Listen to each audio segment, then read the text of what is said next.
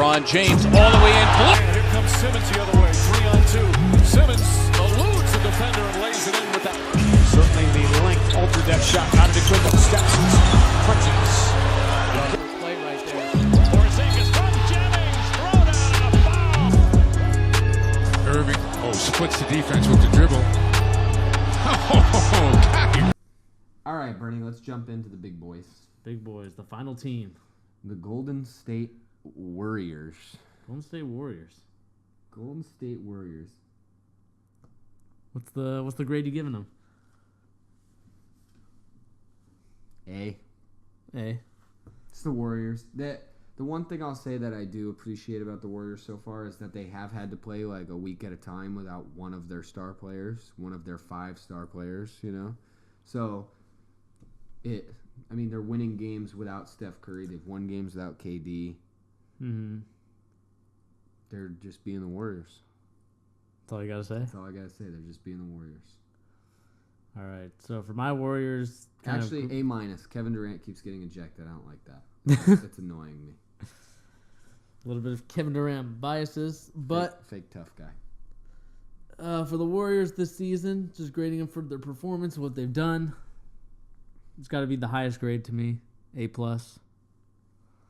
What more can you say? They're leading the league in assists per game, second in points per game, and 8th in rebounding, which is crazy to me based on the fact that they shoot a lot of threes. You know, they clank out, but they end up in the hands of like a Jordan Bell, Draymond Green, hell, even a Klay Thompson. It just goes to show you that they want the basketball more than these other teams. And, even when Curry's out and he just comes back, he has a monster game. And, playing without Steph Curry, they've lost to the Nuggets. They've lost to the Hornets. Not good losses, but, they've won against the rest of the competition. So, what else can you say about them other than they're the Warriors? Yeah. What can you say? They're just doing their thing. Yeah. So, I guess the final thing that we have to talk about here is, do you see any... I think we talked about it earlier since with the Pelicans, but do you see any kind of change up here? Switches up. Let me go back really quick. I like I said earlier, I think that I genuinely, and I'm saying this for real, the Pelicans are going to drop out of the playoffs. I think the Utah Jazz are going to make it in. I could see the Denver Nuggets moving up a spot, OKC moving down one. Okay.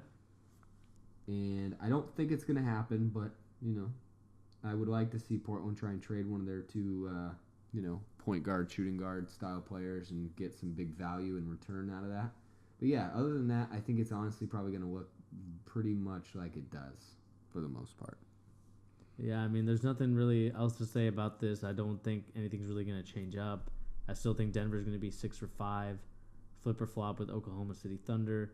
Trailblazers, I could potentially see them out if they don't step their game up.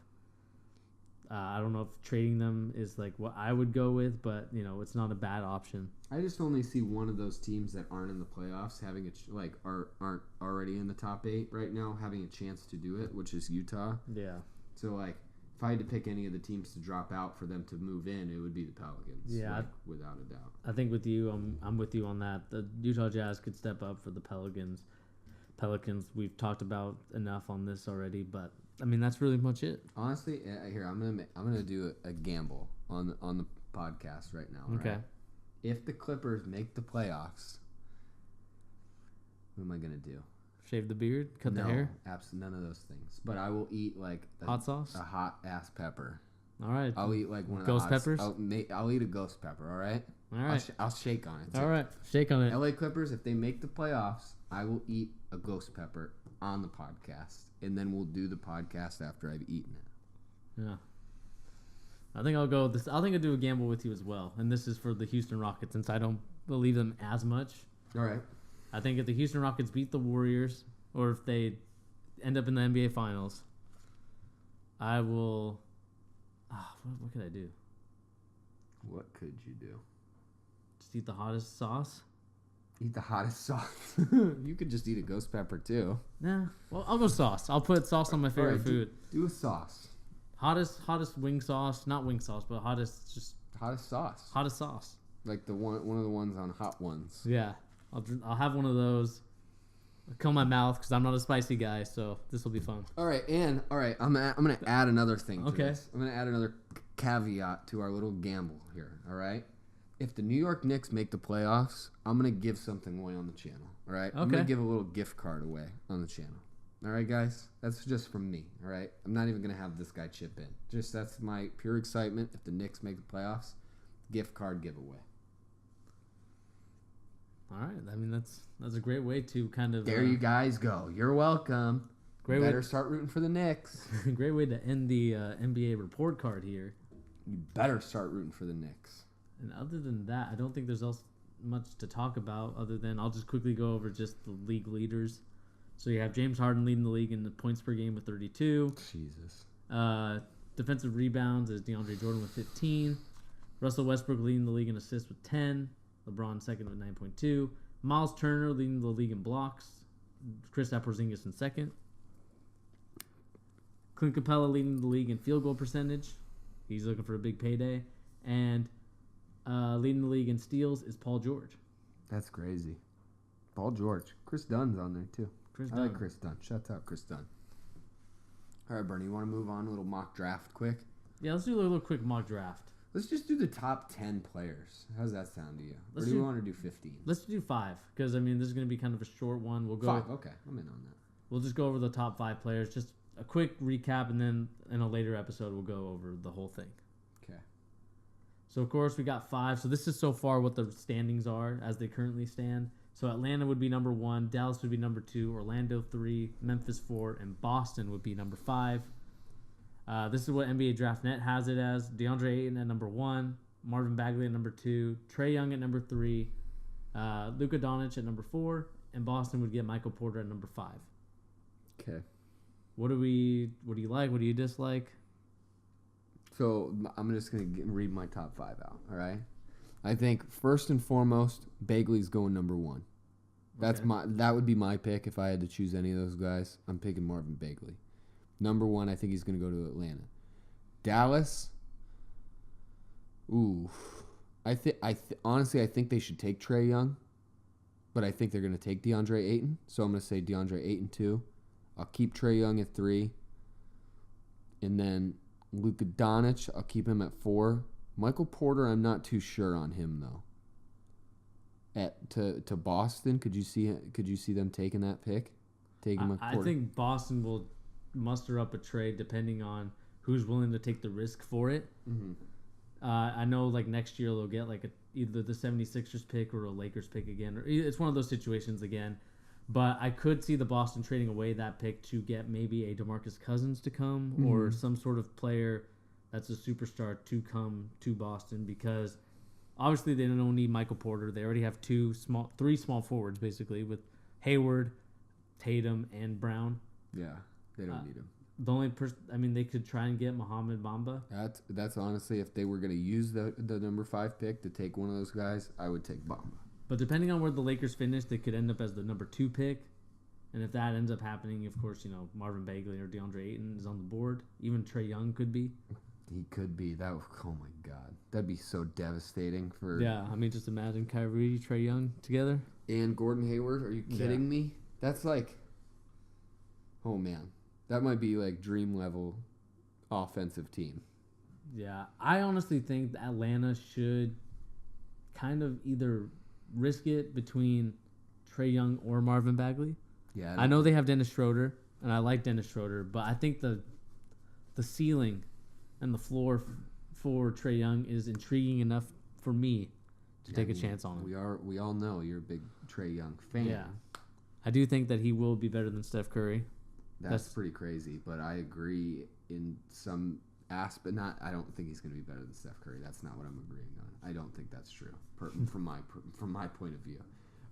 But I do think Trae Young should definitely be looked at with the number 1 pick. And I'm going to be very curious to see what Atlanta does with the number 1 pick if they get it. Yeah, They should just use it though. they should use it. Don't trade it for anything. Your team is in rebuild mode. Yeah. Work on this. This pick should be the guy you build around. along with John Collins and other players like him.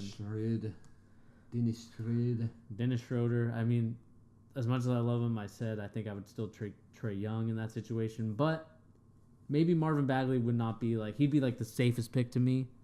I think he's a beast, and I'm not saying he's not going to be a beast, but I think he's the safest pick for them in terms of if you just want to build around two big guys. Yeah, definitely safe. But I think from my perspective, if I had the number 1 pick in the draft, 100 times out of 100 so far from what we've seen, I'm taking Marvin Bagley.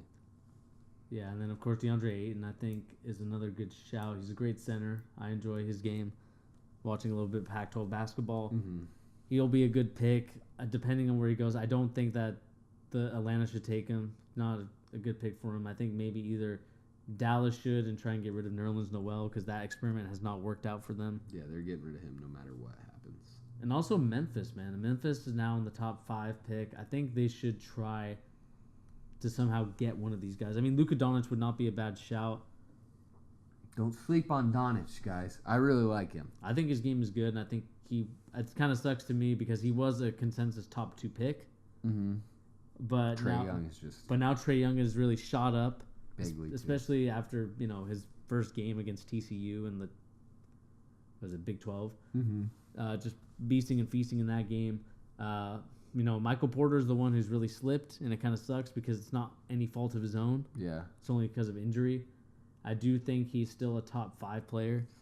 I just have something in deep inside me where if the guy's been injured the whole season before, I'm not taking him in the top 5. It's just too risky to me. I wouldn't do it. And also what sucks about Cleveland is that they're not going to get a top 5 pick. They might not. I mean, it's just Brooklyn could bottom out. They could, but I think Brooklyn's not playing as bad as they thought. Yeah, I mean, they're not good, though. They're not good. They're pretty close to the bottom, honestly. They're only 2 wins ahead of the bottom teams. Yeah. And it also sucks for Chicago, too, because they wanted to be a team that... Dude, they're too good. They're just... They've won a couple games against them. They won 7 in a row. That's ridiculous. I mean, obviously they don't want to lose all the games, but... They got the hate chemistry. They got Bobby Portis and Mirotic. They just hate each other so much that they play so well. It's like Vegeta and Goku. Yeah. They're the perfect team. They're going to fuse. Fuse to create the Chicago Bobby Bulls. Mirotic. But yeah, I mean, that's just our top 5 picks. Just to go over it real quick, what my picks would be if I was Atlanta number 1, I would have to go Marvin Bagley. I think with you, I think I'm along with that. Number 2, I think you'd have to go DeAndre Ayton because you already have Dennis Smith Jr., so you don't need a point guard. 3, Orlando. They definitely should take Trey Young, and they need Trey Young. Yeah, he'd be a great fit. Just because of Alfred Payton and his... Get rid of him. Not very good game. Memphis would take Luka Doncic, and I agree with the Boston Celtics taking Michael Porter, but I would trade that pick away. I would trade that pick away, too. Unless we see some, even more growth from Bamba, I wouldn't be mad at them taking him there. Yeah. That'd be a good pick. Or if one of those other guys falls a little bit, let's say Luka Doncic somehow falls to 5, are you kidding me? They don't need him, but just take him. Take him. But anyway, guys, this has been The Charge. I don't know what that was. Sorry.